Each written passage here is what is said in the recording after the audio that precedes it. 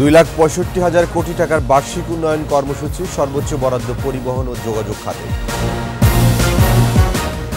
ঋণের সুদ 14% বেশি নয়, 117 টাকা ছাড়াবে না ডলারের মূল্য, জানালো বাংলাদেশ ব্যাংক। সরকারের উন্নয়ন দেখে বিএনপির গাত্রদাহ, বললেন ওবায়দুল কাদের। ভারত তোষণের অভিযোগ ফখরুলের। দুবাইয়ের সম্পদের পাহাড়, $19.5 কোটি ব্যয়ে 346 বাংলাদেশি কিনেছেন বাড়ি গাড়ি।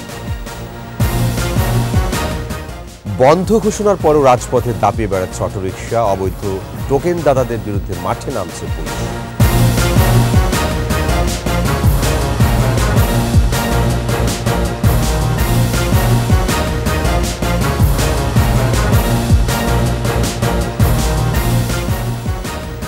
শুনছিলেন ফার্স্ট সিকিউরিটি ইসলামী ব্যাংক পিএলসি সংবাদ শিরোনাম। আমন্ত্রণ রাত 11টার 21 সংবাদের সাথে আছে আমি ওয়াহিদুজ্জামান। দর্শক, একুশে টেলিভিশনের সংবাদ একই সাথে সরাসরি দেখতে পাবেন আমাদের ফেসবুক পেজ www.facebook.com/21 এছাড়াও সংবাদ আরও থাকছে। 26 বছরেও আনা গেল না পেপালকে, দেশি বৈদেশিক মুদ্রায় বঞ্চিত লাখ লাখ বাংলাদেশি।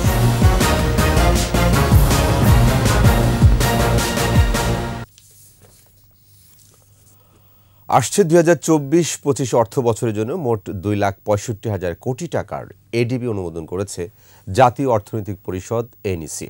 তবে স্বায়ত্তশাসিত প্রতিষ্ঠানের বরাদ্দ সহ মোট এডিবির আকার 2,78,288 কোটি 95 লাখ টাকা।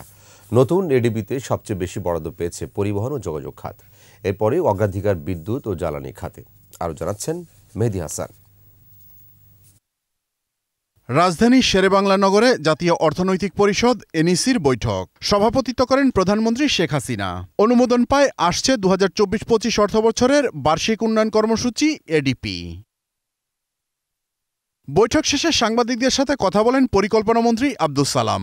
জানান, নতুন অর্থবছরের জন্য 2,65,000 কোটি টাকার এডিপি চূড়ান্ত করা হয়েছে।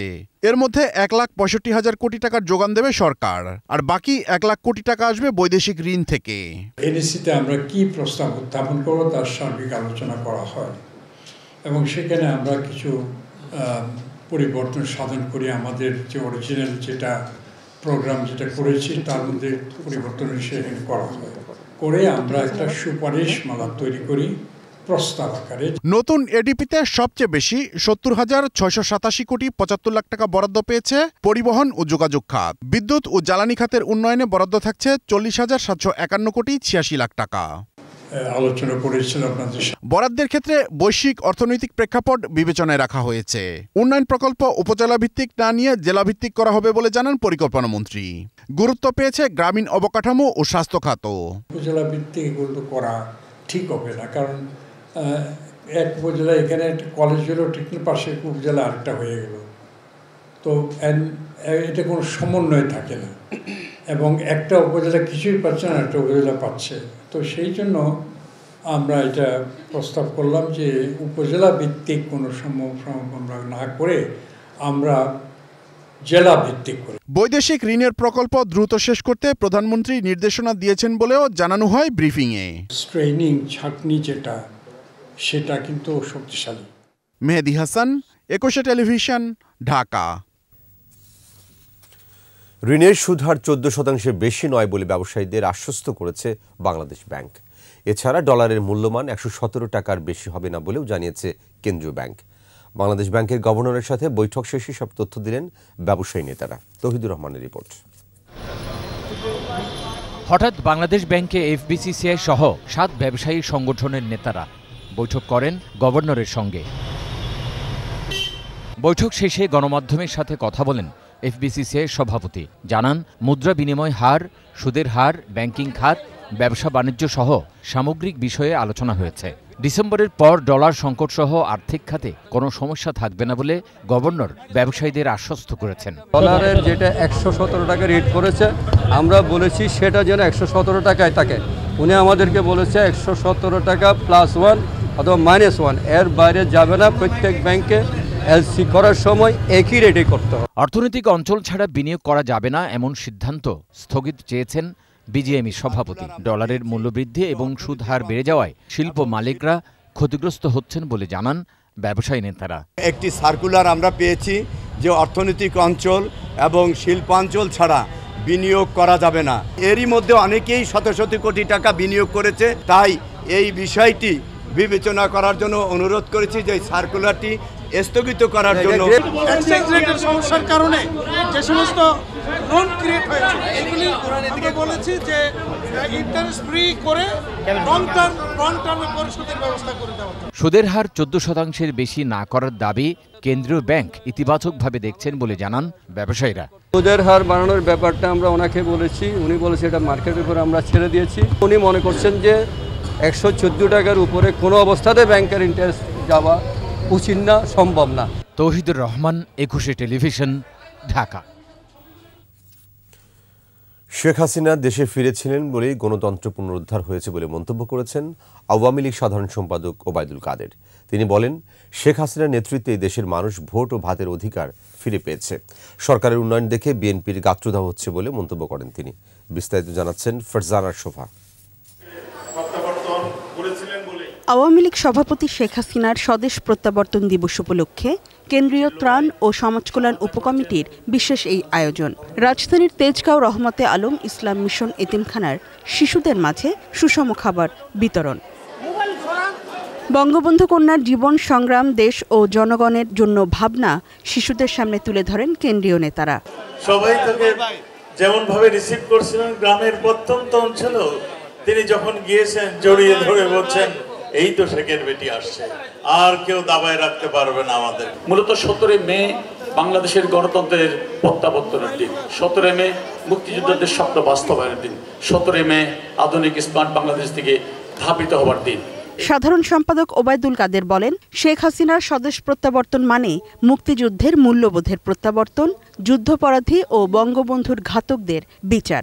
শেখ হাসিনার স্বদেশ প্রত্যাবর্তন মুক্তিযুদ্ধের রণধ্বনি, জয় বাংলার স্বদেশ প্রত্যাবর্তন। শেখ হাসিনা ফিরে এসেছিলেন বলে বাংলাদেশে গণতন্ত্র শৃঙ্খল মুক্ত হয়েছে। সরকারের ধারাবাহিকতায় দেশ উন্নয়নের জনপদে রূপান্তরিত হয়েছে। সে কারণেই বিএনপি হিংসায় জ্বলে পুড়ে যাচ্ছে বলেও মন্তব্য করেন আওয়ামী লীগ সাধারণ সম্পাদক। সত্যকে যারা অস্বীকার করে তারা দিনের আলোতে রাতের অন্ধকার দেখে। তারা ঈর্ষায় হিংসায় জ্বলে যাচ্ছে, তাদের পছন্দ হচ্ছে না। জনগণের ভাগ্য পরিবর্তন শেখ হাসিনাই করেছে। এর আগে যারা ক্ষমতায় ছিল তারা নিজেদের ভাগ্যের উন্নয়ন, পকেটের উন্নয়ন করেছে। মার্কিন সহকারী পররাষ্ট্রমন্ত্রী ডোনাল্ড লুয়ের বক্তব্যের ভুল ব্যাখ্যা দিয়ে বিএনপি মহাসচিব জনগণকে বিভ্রান্ত করার চেষ্টা করছেন বলেও অভিযোগ করেন ওবায়দুল কাদের। তার বক্তব্য কি ফখরুল সাহেব শুনাননি?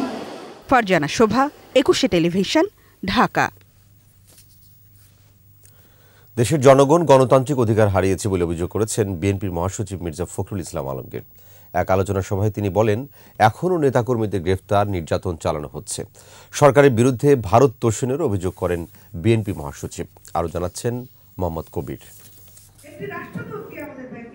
জাতীয় প্রেস ক্লাবে ভাসানী অনুসারী পরিষদের আয়োজনে ঐতিহাসিক ফারাক্কা লং মার্চ দিবসের আলোচনা সভায় যোগ দেন বিএনপি মহাসচিব মির্জা ফখরুল ইসলাম আলমগীর। বাংলাদেশের সকল উন্নয়ন আলোচনায় অংশ নিয়ে মির্জা ফখরুল বলেন, ভারত ফারাক্কার পানি ন্যায্য হিসাব নিয়ে গড়িমসি করছে, এখন তিস্তার পানি নিয়েও তাই করছে বলেও অভিযোগ তার।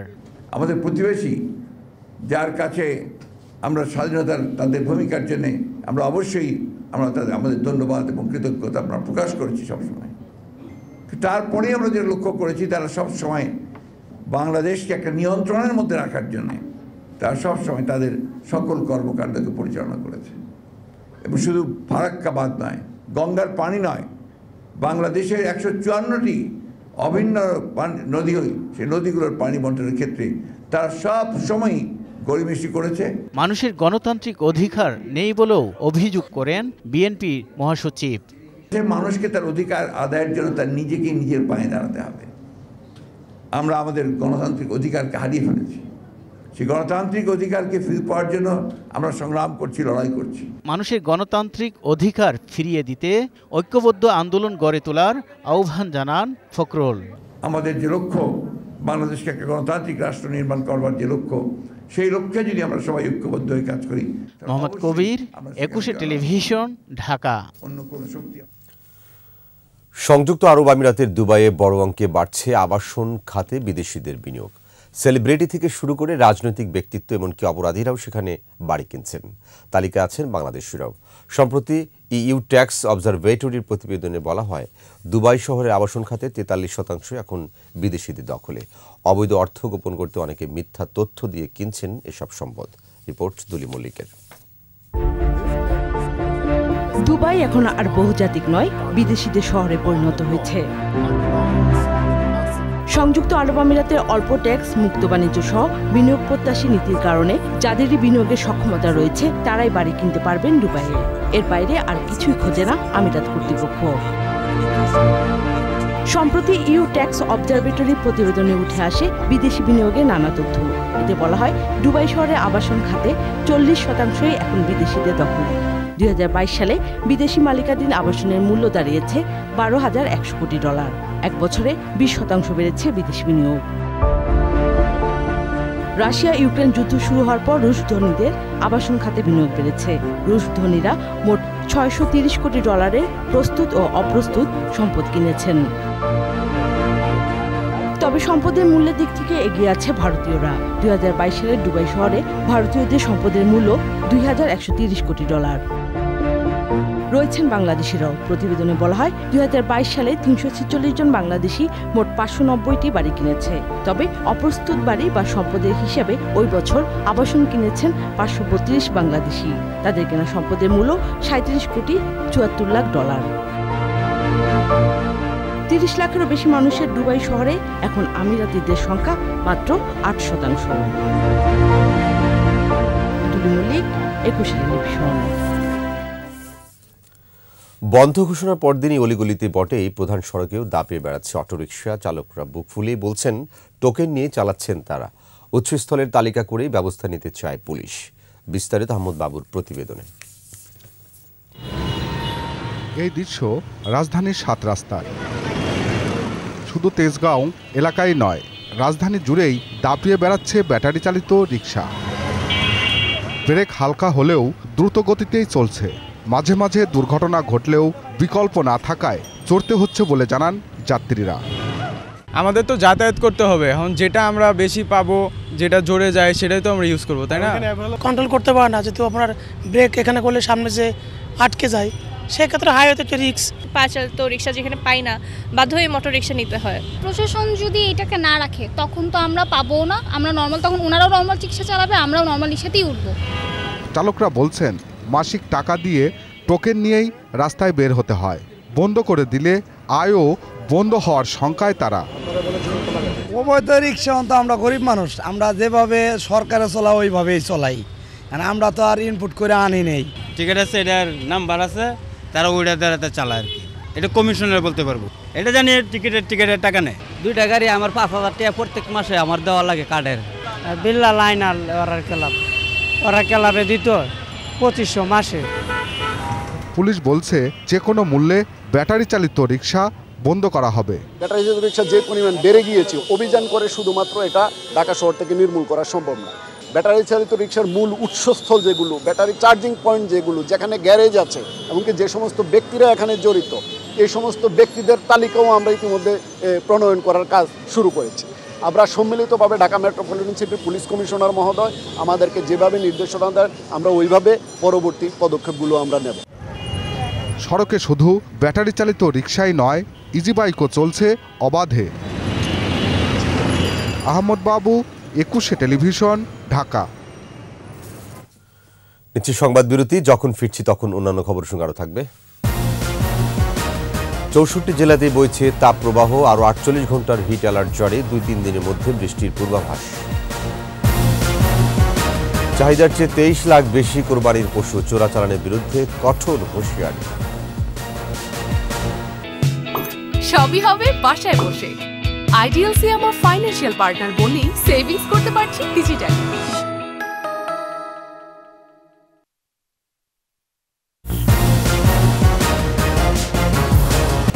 আবার আমন্ত্রণ রাত 11টার 21 সংবাদে। দেশ জুড়ে আরও 48 ঘন্টার তাপদাহ সতর্কতা জারি করেছে আবহাওয়া অধিদপ্তর। আবহাওয়া অফিস জানিয়েছে 15 তারিখ থেকে দেশ জুড়ে মৃদু থেকে মাঝারি ধরনের তাপপ্রবাহ চলছে।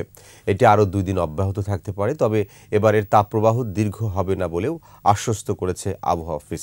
আজ দেশের সর্বোচ্চ তাপমাত্রা রেকর্ড করা হয় দিনাজপুরের 39 ডিগ্রি সেলসিয়াস আর ঢাকায় 36.3 ডিগ্রি। আজ থেকে রাজশাহী বিভাগের অনেক জায়গায় ঝড় বৃষ্টি হওয়ার কথা রয়েছে। এটি ক্রমান্বয়ে সারা দেশে ছড়িয়ে পড়বে।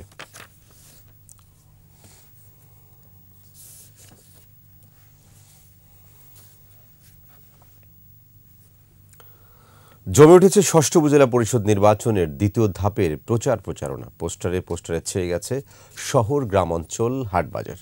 উন্নয়নের নানা প্রতিশ্রুতিতে ভোটারদের দাঁড়ে দাঁড়ে ঘুরছেন প্রার্থীরা। প্রতিনিধিদের তথ্য ছবিতে মাসুম আলিসার প্রতিবেদন।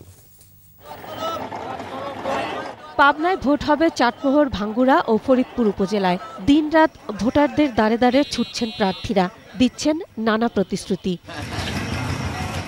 এই 3 উপজেলা নিয়ে গঠিত পাবনার 3 আসনের সংসদ সদস্য মকবুল হোসেনের ভূমিকায় মুখ্য।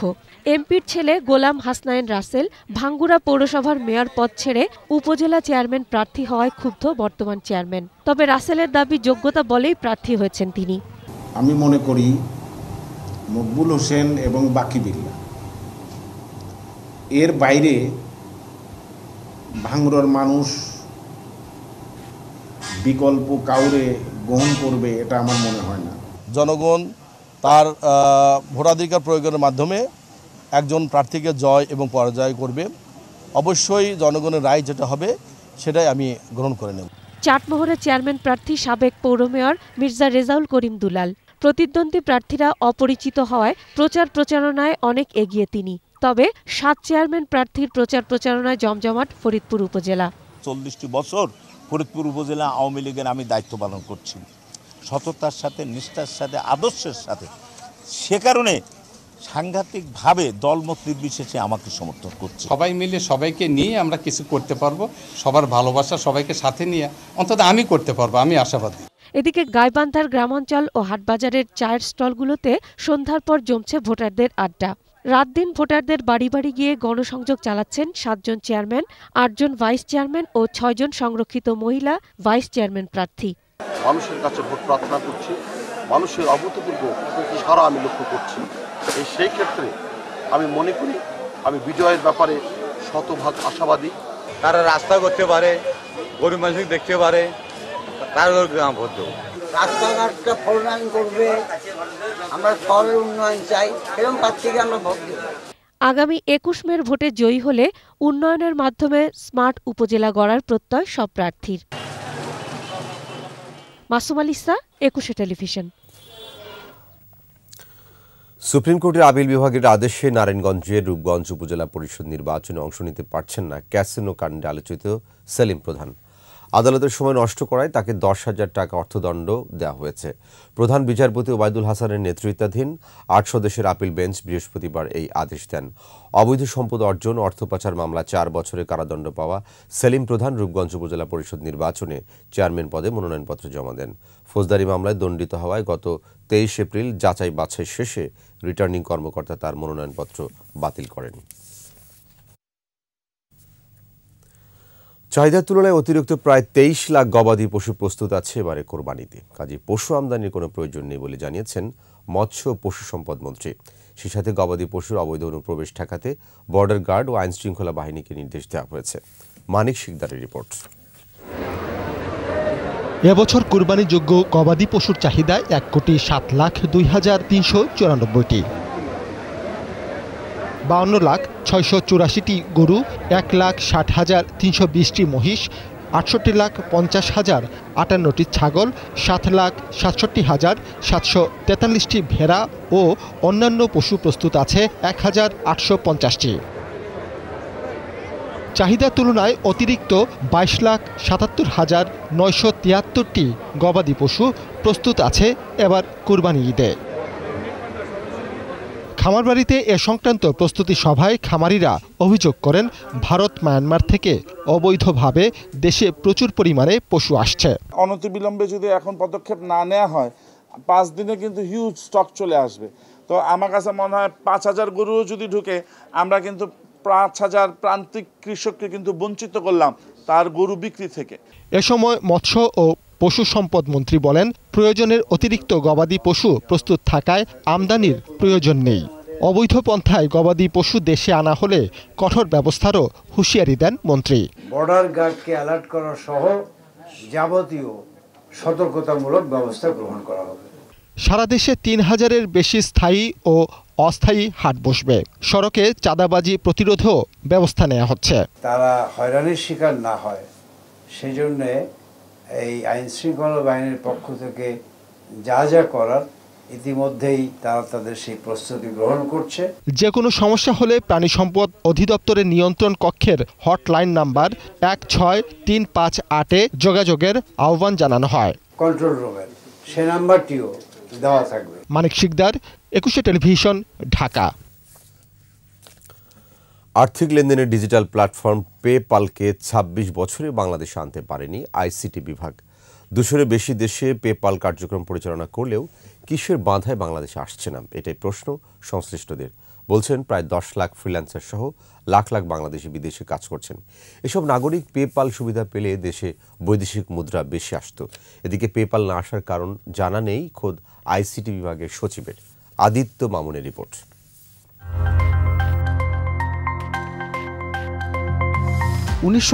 সালে অনলাইন লেনদেনে বৈপ্লবিক পরিবর্তন আনতে যাত্রা শুরু করে মার্কিন প্রতিষ্ঠান পেপাল। প্রতিষ্ঠার পরপরই লেনদেন কিংবা বিল পরিশোধে মাস্টার কার্ডের পরিবর্তে পেপাল গুরুত্বপূর্ণ হয়ে ওঠে। অল্প সময়েই মানি ট্রান্সফার সার্ভিসের ভোগান্তি দূর করে কোটি গ্রাহকের আস্থাও অর্জন করে পেপাল। যে কোনো ব্যক্তি প্রতিষ্ঠান নির্বিঘ্নে হিসাব খুলে বিশ্বব্যাপী লেনদেন করতে পারছে। এই চিত্র পৃথিবীর উন্নত অনুন্নত মিলিয়ে 210টি দেশে। ফলে সহজলভ্যতায় বিশ্বে শীর্ষে থাকায় উদ্যোক্তা কিংবা কাজ সরবরাহকারীরাও খোঁজেন পেপাল ব্যবস্থা। কিন্তু বাংলাদেশে পেপাল এখনো আসেনি, কার্যক্রমও নেই। পেপালকে তো আনলে তো হবে না, আবার সেই টাকাটা যাদেরকে পেমেন্ট করছে ওদের নিয়ে যেতে হবে। তো নিয়ে যাওয়ার প্রক্রিয়াটা কঠিন। প্রায় সব দেশেই উন্নয়নশীল দেশগুলোতে এটা একটু কঠিনই থাকে। ফ্রিল্যান্সার কিংবা আউটসোর্সিং এ নিয়োজিত বিশাল একটি জনগোষ্ঠী এই সুবিধা থেকে বঞ্চিত হচ্ছেন। অনেক ক্ষেত্রে লেনদেন অনৈতিক উপায়ে সংঘটিত হয় বলে রাজস্ব বঞ্চিত হচ্ছে সরকার। পেপাল থাকলে যে টাকাটা সরাসরি বাংলাদেশ ব্যাংকের মাধ্যমে আমাদের দেশের আসতো, এইটাতে যারা বেনিফিশিয়ারি তারাও লাভবান হতো, যারা দিচ্ছে এখন কিন্তু এটা তারা থার্ড পার্টির মাধ্যমে আনছে। কাজে যে পাচ্ছে সেও কিছু টাকা লুজ করছে, মাঝখানে অন্য একটা এজেন্সি পয়সা কামাইয়ে নিচ্ছে। অথচ কাজের কাজ যারা করবেন তাদের কাছেই নেই সদুত্তর। আমরা তাদের সাথে যোগাযোগ করেছি এবং তাদেরকে রিকোয়েস্ট করা হয়েছে আসার জন্য। এখন তাদের স্ট্র্যাটেজিক প্ল্যানে আমাদের দেশে আছে, কিন্তু কবে আসবে এটা কিন্তু তারা এখনো জানায়নি। কারণ হলো কি, তারা হিসাবে আস্তে আস্তে হয়তো প্রসারিত করে এক দেশ থেকে আরেক দেশ আস্তে আস্তে। তো এইটা এক্সপ্যান্ড করতে করতে করতে অবশ্যই কোনো এক সময় আমাদেরকে আসতে। চতুর্থ শিল্প বিপ্লবে নেতৃত্ব দিতে যাদের কাঁধে ভর করছে সরকার, তাদের ভোগান্তি দূর করতে কেন এগিয়ে আসছে না মন্ত্রণালয়, যেখানে ব্যবহারকারীদের অ্যাকাউন্টের নিরাপত্তা সহ পারচেজ প্রোটেকশন ও ট্রানজ্যাকশনের সুরক্ষা প্রদান করছে, তবুও কেন তোড়জোড় নেই সংশ্লিষ্ট কর্তৃপক্ষের? পেপ্যাল যেহেতু এটা একটা এমন সার্ভিস যে আসলে অবশ্যই আমরা সেই সুবিধাটা ব্যবহার করতে পারবো। তবে এখন কিন্তু আমরা ব্যবহার যেটা করছি যে জুম সার্ভিস, পেপ্যালের একটা সার্ভিস যেটা একটা স্টার্ট আপ ছিল। পেপ্যাল এটা তার একটা সাবসিডিয়ারি সার্ভিস হিসেবে জুম সার্ভিস চালু আছে এবং এটা কিন্তু চলছে। পেপালের মতো ডিজিটাল মানি ট্রান্সফারের বিশ্বখ্যাত প্রতিষ্ঠানগুলো দেশীয় বাজার ব্যবস্থায় যুক্ত হলে তা হবে দেশের জন্য আশীর্বাদ। উজ্জীবিত হবে বৈদেশিক মুদ্রা অর্জনকারীরা, বলছেন তথ্য প্রযুক্তি বিশ্লেষকরা। আদিত্য মামুন, একুশে টেলিভিশন, ঢাকা। নিচ্ছি সংবাদ বিরতি, যখন ফিরছি তখন অন্যান্য খবর সঙ্গে আরও থাকবে। পরিচর্যার অভাবে মুজিবনগরের আম্রকাননে মরণ, এবার প্রকল্পের জন্য অপেক্ষা। জাবালিয়া শরণার্থী শিবিরে হামাসের তীব্র প্রতিরোধ, রাফায় আরও ইসরায়েলি সেনার সমর্থন। সবই হবে বাসায় বসে। আইডিএলসি আমার ফাইন্যান্সিয়াল পার্টনার বলেই সেভিংস করতে পারছি ডিজিটালি।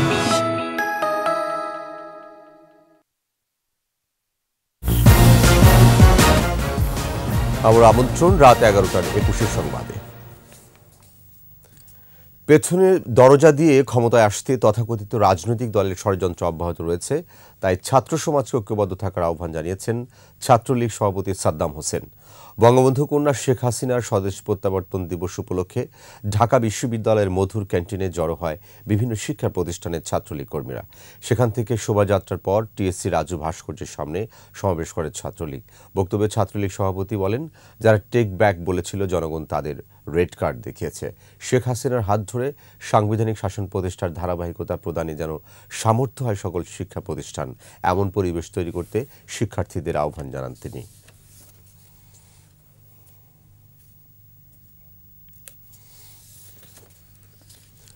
কক্সবাজারের উখিয়া ও টেকনাফে অভিযান চালিয়ে বিপুল পরিমাণ অস্ত্র উদ্ধার করেছে পুলিশ। এ সময় গ্রেপ্তার করা হয় নারীসহ 5 জনকে।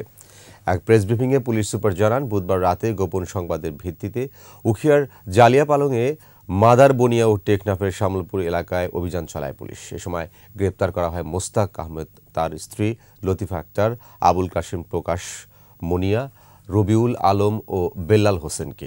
মোস্তাক ও রবিউলের বিরুদ্ধে হত্যা, ডাকাতি সহ 6টি ওয়ারেন্টভুক্ত মামলা রয়েছে।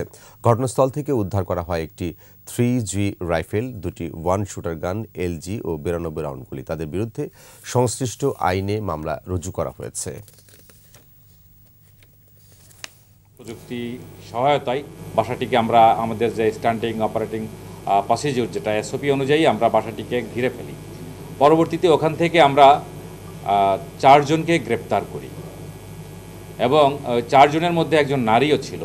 তার দেখানো মতে এবং তিনি আমাদেরকে দেখিয়ে ওই অস্ত্র প্রাপ্তিতে সহায়তা করে। মরে যাচ্ছে মেহেরপুরের ঐতিহাসিক আম্রকাননের আম গাছ। পরিচর্যার অভাবে পরগাছায় ঢেকে যাচ্ছে গাছগুলো। এর মধ্যে অনেক গাছে পচন ধরেছে, ফলে বাগানের পরিবেশ বিপর্যয়ের পাশাপাশি দর্শনার্থীরা বঞ্চিত হচ্ছেন ঐতিহাসিক মুজিবনগর আম্রকাননের সৌন্দর্য থেকে। তবে গাছ বাঁচিয়ে রাখতে প্রকল্প নেওয়া হচ্ছে বলে জানালেন জনপ্রশাসন মন্ত্রী। প্রতিনিধি ফারুক হোসেনের তথ্য ছবিতে মাসুম আলী স্যার প্রতিবেদন। ৭১-এর ১৭ই এপ্রিল মেহেরপুর জেলায় মুজিবনগরের এই আম্রকাননে গঠিত হয় বাংলাদেশের প্রথম সরকার। ঐতিহাসিক স্থানটি ঘিরে গড়ে উঠেছে স্মৃতিসৌধ, মুক্তিযুদ্ধ স্মৃতি কমপ্লেক্স সহ কয়েকশো মুরাল। মুজিবনগরের নৈসর্গিক সৌন্দর্য উপভোগ ও মুক্তিযুদ্ধের ইতিহাস জানতে দেশের বিভিন্ন প্রান্ত থেকে দর্শনার্থীরা ছুটে আসেন ঐতিহাসিক স্থানটিতে। এখানকার অন্যতম আকর্ষণ এই আমবাগান। শতবর্ষী আমবাগানটিতে প্রায় ২৫০০ আম গাছ ছিল। পরিচর্যার অভাব ও কর্তৃপক্ষের অবহেলায় গাছগুলো মরতে মরতে এখন মাত্র ১৩০০তে দাঁড়িয়েছে। মরা গাছগুলো অপসারণেও অবহেলা, নতুন করে লাগানো হচ্ছে না চারা। দর্শনার্থীরাও এখন বাগানের সৌন্দর্য খুঁজে পায় না। অনেক গাছ মারা গেছে, এতে করে আমাদের মুজিবনগরের যে ঐতিহ্য হারাচ্ছে। 20% মারা গেছে। এইরকম অবস্থা থাকলে তো মেয়েকে নিয়ে আর বেড়াতে আসা করা সম্ভব না। ঐতিহাসিক আম্রকাননের গাছগুলো রক্ষার দাবি এলাকাবাসীর। ১৩০০ রকমের আম গাছ এবং ১৩০০ রকমের আম, যুদ্ধের স্মৃতিগুলো, সেই আম গাছগুলো আস্তে আস্তে বিলীন হয়ে যাচ্ছে পরিচর্যার অভাবে। মা গাছ থেকে আম সংগ্রহ করে ওটা বীজ করে ওই গাছটা যেন ওখানেই পোতা হয়। মুজিবনগরের ঐতিহ্য ধরে রাখার পাশাপাশি অক্সিজেন পেতে গাছগুলো বাঁচিয়ে রাখা জরুরি বলে মনে করেন দর্শনার্থীরা। গাছগুলো বাঁচানোর জন্য কর্তৃপক্ষের কাছে দৃষ্টি আকর্ষণ করছি। আম গাছগুলো যেগুলো মারা গেছে সেগুলো যাতে রিপ্লেসমেন্ট করা হয়। কৃষি বিভাগ বলছে বয়স হয় এবং পরিচর্যার অভাবে কিছু গাছ মারা গেছে। এই গাছগুলো দীর্ঘদিন বয়স হওয়ায়, বয়সের কারণে এবং পরিচর্যারও কিছু অভাবের কারণে কিছু কিছু গাছ মারা গিয়েছে। আমরা কৃষি সমন্বয় অধিদপ্তর সেখানে কিছু গাছ রিপ্লেস করেছি। এদিকে জনপ্রশাসন মন্ত্রী জানান, গাছগুলো টিকিয়ে রাখতে ট্রিটমেন্ট করা হচ্ছে, গাছ বাঁচিয়ে রাখতে প্রকল্পও গ্রহণ করা হচ্ছে। বিভিন্ন উদ্ভিদ বিজ্ঞানী কৃষি মন্ত্রণালয়ের মাধ্যমে তারা এসছে, ফসিল ট্রিটমেন্টের মাধ্যমে সেই গাছগুলোকে কীভাবে রাখা যায় সেগুলো আমরা ব্যবস্থা করছি। কিছু গাছ যাতে করে আমরা স্থানান্তর করতে পারি, পরিপূরকভাবে সেখানে একটি গাছ আমরা প্রতিস্থাপন করতে পারি, সে বিষয়টিও একটা প্রকল্প নেওয়া হয়েছে। শতবর্ষী এসব গাছ ইতিহাস ও ঐতিহ্যের অংশ। বাগানটির পরিচর্যা ও গাছগুলো বাঁচিয়ে রাখার দাবি সব শ্রেণী পেশার মানুষের। মাসুম আলিসা, একুশে টেলিভিশন। এবার ব্যবসা বাণিজ্যের সংবাদ।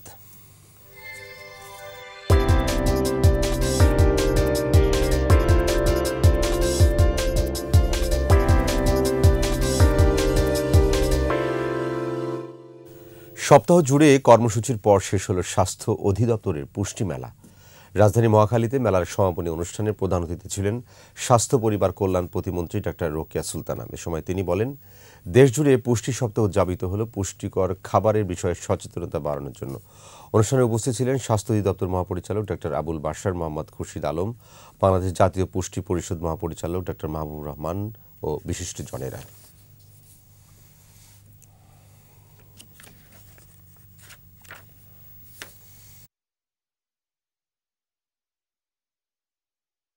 সামর্থ্য সেরাটা দিতে পারলে বিশ্বকাপে বাংলাদেশের এই দল অনেক দূর যাবে বলে মনে করেন সাবেক অধিনায়ক খালেদ মাসুদ পাইলট। ম্যাচ ধরে ধরে এগোনোর পরামর্শ তার। ফর্মে ফিরলে লিটনের সেরা ওপেনার হতে পারেন বলেও বিশ্বাস তার। আকাশুজ্জামানের রিপোর্ট।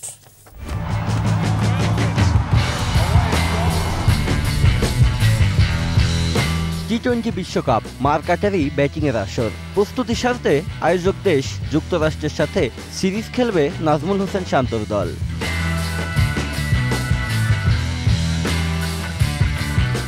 দল ঘোষণা নিয়ে প্রতিবারের মতো এবারও বিতর্ক সঙ্গী হয়েছে। সবশেষ জিম্বাবুয়ের বিপক্ষে সিরিজে সর্বোচ্চ উইকেট শিকার করেও জায়গা হয়নি সাইফুদ্দিনের, জায়গা হয়নি মেহেদী হাসান মিরাজেরও। বিশ্বকাপের মতো বড় ইভেন্টে মূল্য দেওয়া হয় অভিজ্ঞতার। সে বিবেচনায় মিরাজই এগিয়েছিলেন বলে মত দিলেন খালেদ মাসুদ পাইলট। প্লেয়ারকে তো ইন করালে পারতো, আমার কাছে মনে হয় সেটা হচ্ছে মেহেদী মিরাজকে। বিকজ হচ্ছে যখন সে সব দলের সাথে খেলেছে, সব জায়গায় খেলেছে, তখন যে না সে ম্যাচিউর প্লেয়ার এবং সে এক্সপিরিয়েন্স প্লেয়ার এবং সাথে বলবো যে প্রুভেন প্লেয়ার। ইনজুরিতে বিশ্বকাপ খেলা নিয়ে এখনো শঙ্কায় তাসকিন। এমন একজনকে সহ-অধিনায়ক করায় কিছুটা অবাক হয়েছেন পাইলট। তাসকিনের হিস্ট্রিতে তেমন কিন্তু ক্যাপ্টেন্সি নাই। যেমন গতবার বিপিএল এ ক্যাপ্টেন্সি একটা তার ছিল, ঢাকা টিমের সাথে সে ছিলেন, কিন্তু সেখানে ঢাকা টিমটা সবচেয়ে লাস্ট টিম হয়েছিলেন, রেকর্ড খুবই খারাপ। তার মানে আমরা ক্যাপ্টেন ভাইস ক্যাপ্টেনকে কিন্তু তৈরি করি নাই। বিশ্বকাপে তুলনামূলক কঠিন গ্রুপে বাংলাদেশ। প্রথম 2 ম্যাচ শ্রীলঙ্কা ও দক্ষিণ আফ্রিকার বিপক্ষে। তবে 2 ম্যাচেই টাইগারদের পিছিয়ে রাখছেন না এই উইকেট রক্ষক ব্যাটসম্যান। সাউথ আফ্রিকা কিন্তু স্পিনের এগেইনস্টে কিন্তু দুর্বল। তো আবার সাথে ওই শ্রীলঙ্কা নো ডাউট রিসেন্টলি আবার ভালো খেলা শুরু করেছে, কিন্তু খুব উঁচু মানের দল না। আমি বলবো না যে শ্রীলঙ্কা ইন্ডিয়ার মতো দল, শ্রীলঙ্কা অস্ট্রেলিয়ার মতো দল স্পিন পেস সব জায়গায় ভালো খেলে, তা না। তো এই দুটো টিমই আপনার কিন্তু গুরুত্বপূর্ণ। একটা ম্যাচ আপনি জিততে পারলে কিন্তু আপনি মোটামুটি সেকেন্ড রাউন্ড থ্রু, আমার কাছে মনে হয়। সাকিব শান্তদের সামনে দ্বিতীয় রাউন্ডে খেলার সুযোগ ভালোভাবে আছে বলে মনে করেন সাবেক এই অধিনায়ক। আই হোপ যে বাংলাদেশ সব ম্যাচই জিতবে। আকাশুজ্জামান, একুশে টেলিভিশন। আর এরই সাথে শেষ করছি রাত 11টার 21 সংবাদ। যাবার আগে ফার্স্ট সিকিউরিটি ইসলামী ব্যাংক লিমিটেড পিএলসি সংবাদ শিরোনামগুলো আরও একবার। 2,65,000 কোটি টাকার বার্ষিক উন্নয়ন কর্মসূচি, সর্বোচ্চ বরাদ্দ পরিবহন ও যোগাযোগ খাতে। ঋণের সুদ 14% বেশি নয়, 117 টাকা ছাড়াবে না ডলারের মূল্য, জানালো বাংলাদেশ ব্যাংক। সরকারের উন্নয়ন দেখে বিএনপির গাত্রদাহ বললেন ওবায়দুল কাদের। ভারত তোষণের অভিযোগ ফখরুলের। দুবাইয়ের সম্পদের পাহাড়, $19.5 কোটি ব্যয়ে 346 বাংলাদেশি কিনেছেন বাড়ি গাড়ি। বন্ধ ঘোষণা পরও রাজপথ দিয়ে দাবিয়ে বেড়াচ্ছে অটোরিকশা, অবৈধ টোকেনদারদের বিরুদ্ধে মাঠে নামছে পুলিশ।